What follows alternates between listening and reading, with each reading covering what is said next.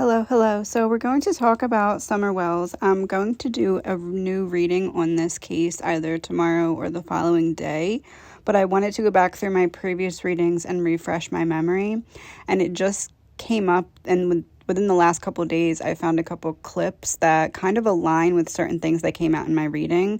So I decided to do the same thing in this case that I did with the Idaho case in the Developing a Theory and do a narrowed down version of my previous reading, based off of the new information that has come out in those clips. As I was doing that, I stumbled upon something very interesting. I noticed that in my reading of Summer, I was wearing a hoodie that said Faded Moon on it, and Moon is Summer's middle name. Summer Moon Utah Wells. So I knew that I had worn a Philadelphia Eagles hoodie before Brian had been arrested. So I thought that that was trying to confirm and interconnect between the two in a way that's saying the hoodie does hold some kind of significance, just as that hoodie ended up holding significance in the Idaho case. So I went to look at what particular readings that I wore that Philadelphia hoodie. And it turns out that the first reading that I ever did for Idaho, I wore the Philadelphia Eagles hoodie. And Philadelphia is another city in the same state as where Brian ended up being arrested. So this particular video right now has 12K views, and it's video number 27. My birthday is December 27th. So I felt as that was another interconnect to confirm that I'm looking in the right direction here. So that first video was just what happened in the Idaho case. The second video that I wore a Philadelphia Eagles hoodie was the suspect energy read, which was part 5.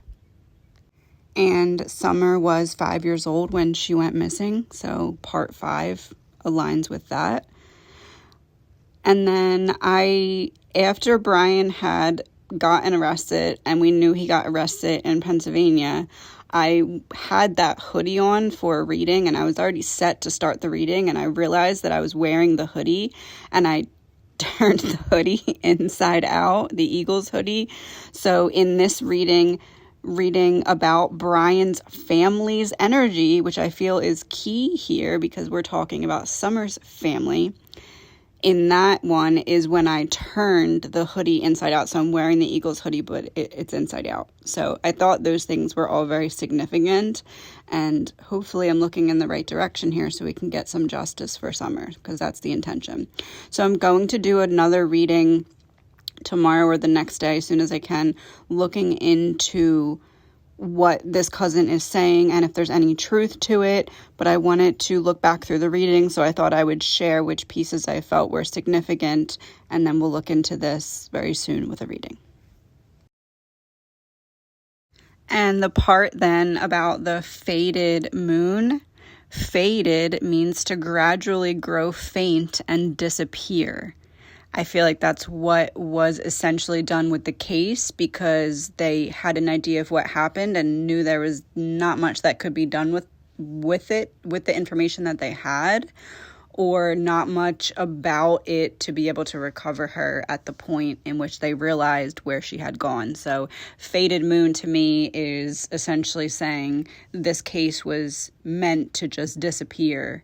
And the people who wanted it to disappear may be very frustrated that the public would not let it disappear. Some new information, which I'm not sure is true or not, has come out from an alleged cousin of Candace Bly. Our main story involves Marlena Crawford. For those of you who don't know who that is, she is the mother of the little girl seen standing outside with Summer in a photo that was going around earlier in this case. The little girl was going to have a sleepover with Summer, but then was sent home early. Anyway, this cousin, who doesn't want to give her name, says that the intended target for the abduction was actually Marlena's daughter. Her name is Journey. So, according to this cousin, the intended target was Journey, due to Marlena's actions. This was a type of revenge thing. However, it went horribly wrong due to the fact Marlena used to stay at Ben Hill Road on and off. So these people went here to take Journey, but found Summer playing outside, so they took Summer. These people are involved with drugs and all that. She even gave this article where the people were arrested to prove her story. So, it gets deeper. Apparently when all this was going on, and they took Summer, Grandis was sleeping. The boys were supposed to be in charge of the house. Where was Candace? She went to take Hunter home. I must say that part makes more sense to me. I can believe that she left the kids alone to take Hunter home. I also have a feeling that Hunter was at Ben Hill Road that day. He knows who has her. This is a direct, he might as well just written their names because he knows who it is. He knows who it is, 100%. Don was not the one who made the decision to hand Summer over to the people that took her. Someone did, though. There was a decision made, okay? But he knows that there's a male figure that has a lot of power right now because they have either Summer or dirt on Don or something. Somebody's holding something over his head.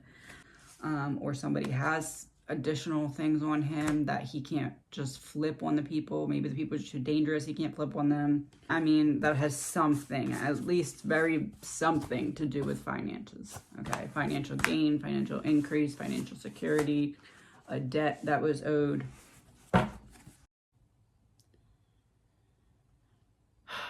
Okay, I'm just gonna start by showing you the picture.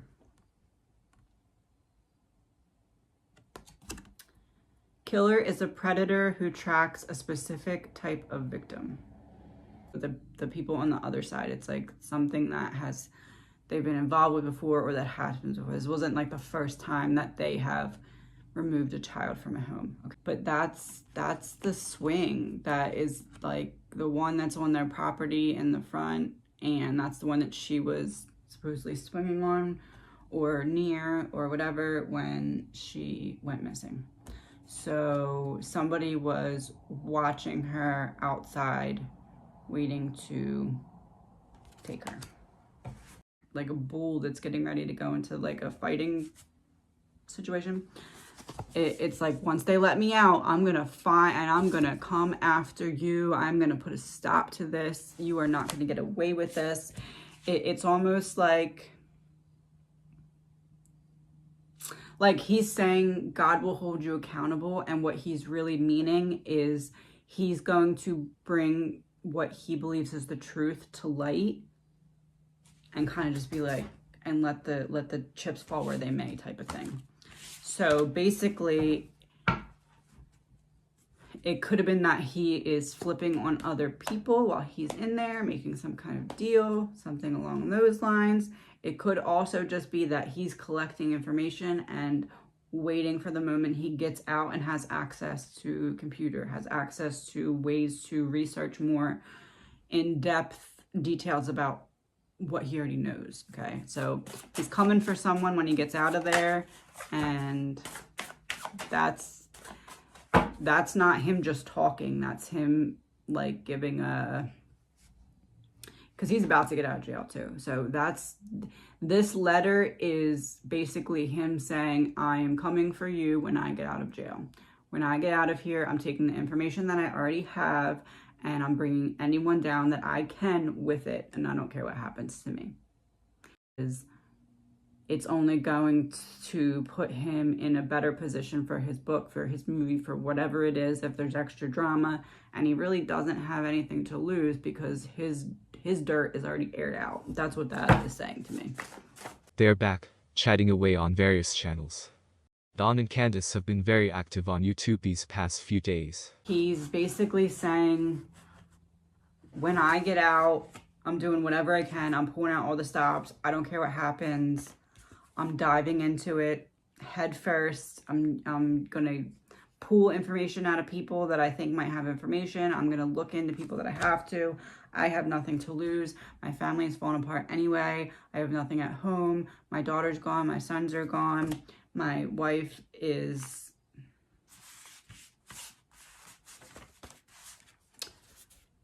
an emotionless traitor. She made a decision. Whoever this person is that has this power, he is This letter is letting this person know that he's coming for them. At the same time, letting his wife know that he knows, or maybe not that he knows, but that he doesn't believe her version of the story. That's what this letter is. But whatever it is, I do believe that he either knows or he thinks or believes that she's alive. He waited till right before he got out of jail to send this. Okay, that was intentional, right? The timing of this, it's saying to me that he is preparing to leave jail, and he is letting the people know that he's coming for them before he leaves jail. Because what other way does he have to let them know, right? Like, it would only make sense if he gave this to the media, put it out there so that he would know that they would see it, because it's going to be blasted everywhere, right? If he just writes a letter from his house, might not have the same weight. But Don writes letter from jail, and then the people who are reading this that are responsible for taking Summer are definitely looking at this knowing it's a threat. That's not a surprise to them. They knew it the second they read over the letter the first time that that's what this was, okay? It's like cryptic coded, hey, I'm coming for you. Little section.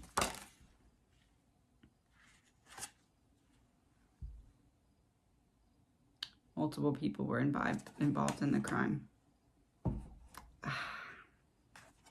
Oh, look at that. And they're all like chained together, like they're all in jail together. This is confirmation that he is telling them, I'm coming for you. You are all going down for this. That's what I got so far. One of my greatest fears in the Summer Wells case is that she was sold. I feel like it's a very scary and very real possibility. Yesterday, a channel called No Thanks Investigates put out a call where we clearly hear Don Wells talking about his history and his encounters with drugs. As disturbing as that call was to listen to, one part in particular caught my attention. Don said when someone gets addicted to drugs, they must sell their own soul to stay high. Something about that statement made me think whether Summer's case is finally coming together. Is the truth slowly coming out? Soon after that statement, he goes on to say that Summer could be in a situation like this. Really, really disturbing to hear. Educate you now. When you get addicted to drugs, you will sell your own soul to stay high. A lot of people, man, cocaine, Stockton, California is a major drug hub. Right. We have to look at this stuff. I know what you're talking about for sure. I definitely know it's definitely Summer could be in a situation like this. That's what scares the fuck out of me. They were making some kind of plan, planning out a course of action that was going to be taken, and they were disconnecting themselves emotionally from what had to happen in that plan. So, like, not learning from past lessons, not making better choices than had been made in the past. Two of Pentacles, there was a choice made. There was a choice.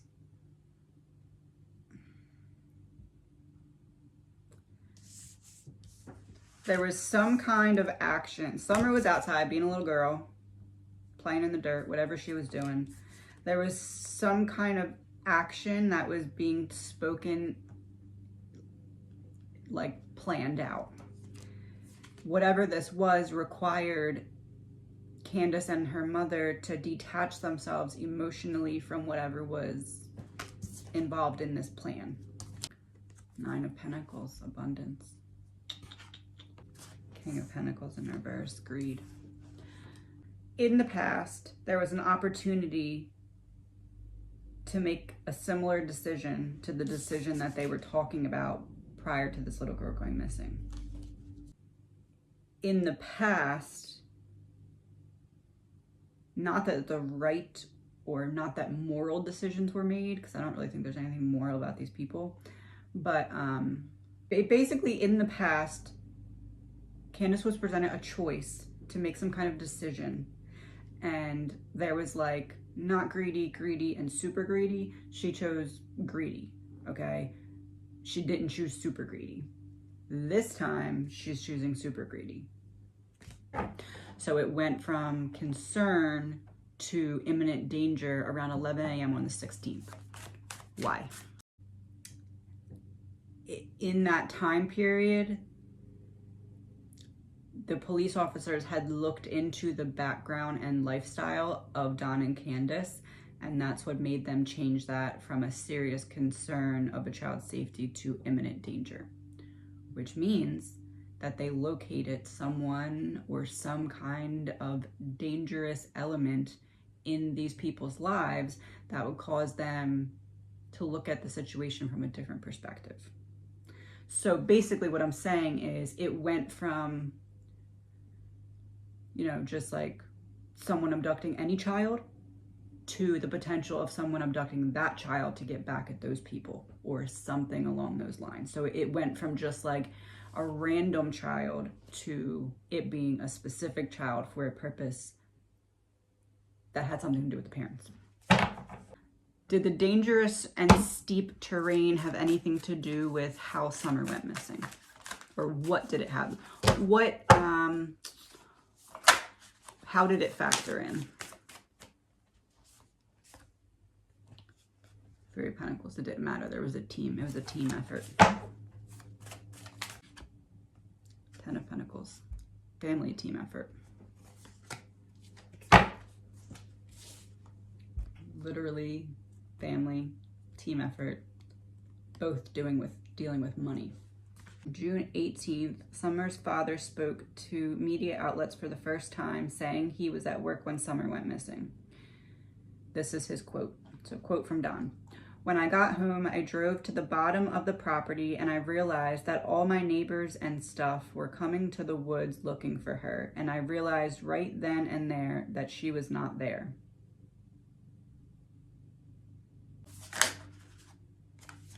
The Tower. Okay. Okay, Don, I believe him. I don't think Eight of Swords, self-imposed prison of thoughts. I believe that he didn't know. That part of what he's saying, amongst all the other BS, that part is true. He did not know where she was, where she had gone. He had no idea. He thought that maybe Summer was in that shed because she had been in that shed before due to him putting her there.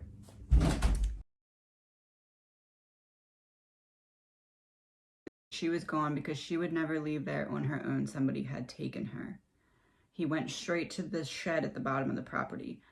He had put her in that shed before for somebody else to pick her up.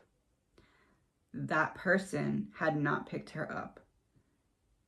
So that's how he knew somebody had taken her, but it wasn't the person that had taken her in the past. So I do believe that at some point in the past, Summer was put into this shed for someone else to come and take her from the shed. When she went missing,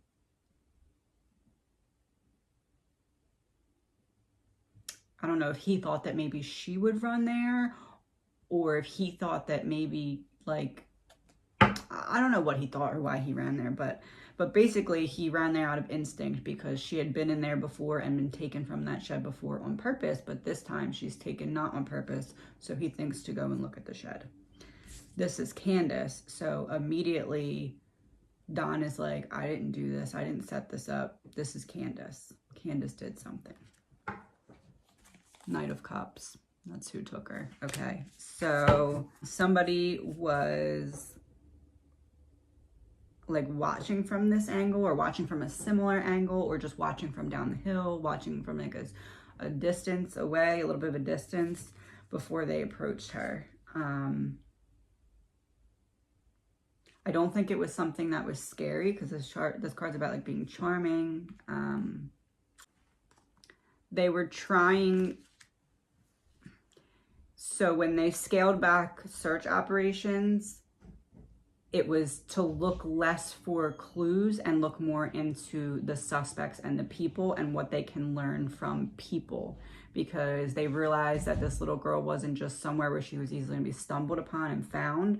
So they had to look more at the people involved in this and see what they were saying amongst one another and what could be found from those conversations.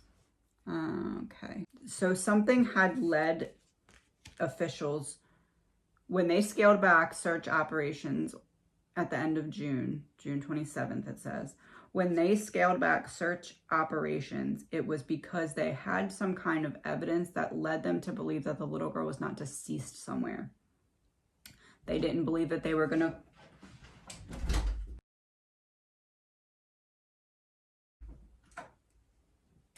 Sorry, my cat wanted to leave. They didn't believe that they were going to find her in a grave somewhere or a body of water. They believed that she was taken, still alive when she was taken. And that's why they stopped searching, but didn't stop the investigation part. But they scaled back because they knew they weren't looking for a body. The same, like, recklessness was involved in both cases. Like, there was some level of, like, oh well, involved in both cases from the family, and that led to some kind of information. Again, not enough to prove anything, but there's been new light shown on Rose's case due to Summer's case, which brings up the likelihood that there's something similar amongst these two cases. So, like, while yes, it could just be random and bad luck that this family has these two things happening similar but years apart, they found something that kind of proves that it's not random and that there's something deeper going on here.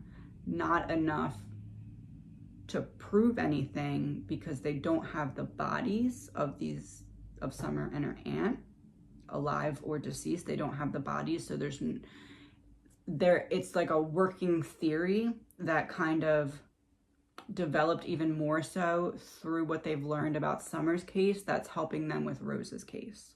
So the authorities are not all the way sure, but they have a working theory that there was a similar event that occurred that led to both disappearances. Either a similar, like, method or, like, a similar, like, suspicion of where the woman and girl are. Like, how can I say this? They found a way to connect, either in theory or in evidence or in proof, that these two were not just random acts.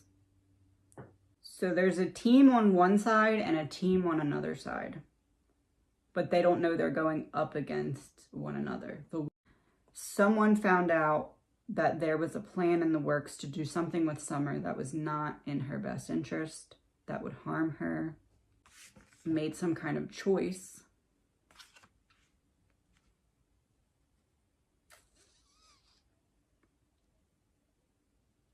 to try and counteract what the evil plan was in place from the mother and grandmother. Seven of Cups.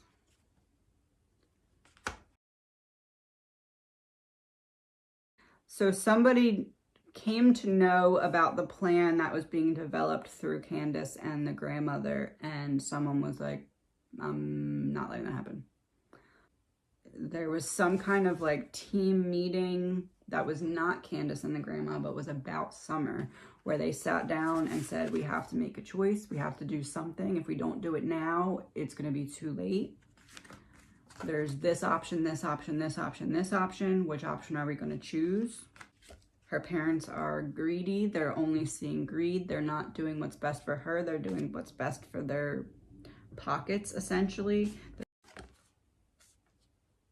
Somebody decided this is the end. That's it. This plan is not going to happen. I'm putting an end to Candace and Grandma's plan. What was Summer's treatment when she was taken from the house and the days to follow? Magician in reverse. And Ten of Swords in reverse. So she was confused. She wasn't sure what was going on, as in Summer. But at the same time, swords in the back, swords coming out of the back. It's like she was confused and scared, but was taken away from pain and suffering. So it's the first card in the whole reading was the Upright Magician. Whoever was coming to pick up Summer for the wrong reasons, as in through the Grandma and Candace, that person was supposed to be coming very soon, but somebody intervened just in the nick of time here. What was Candace, what was her immediate reaction when she realized that Summer was gone?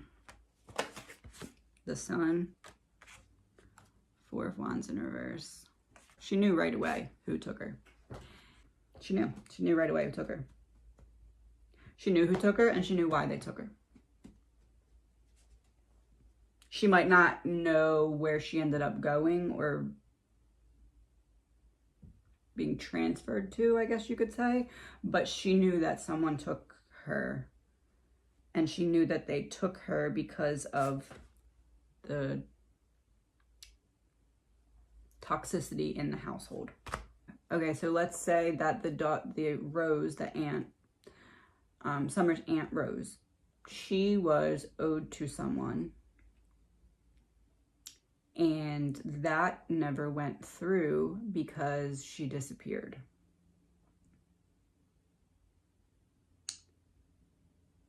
Summer was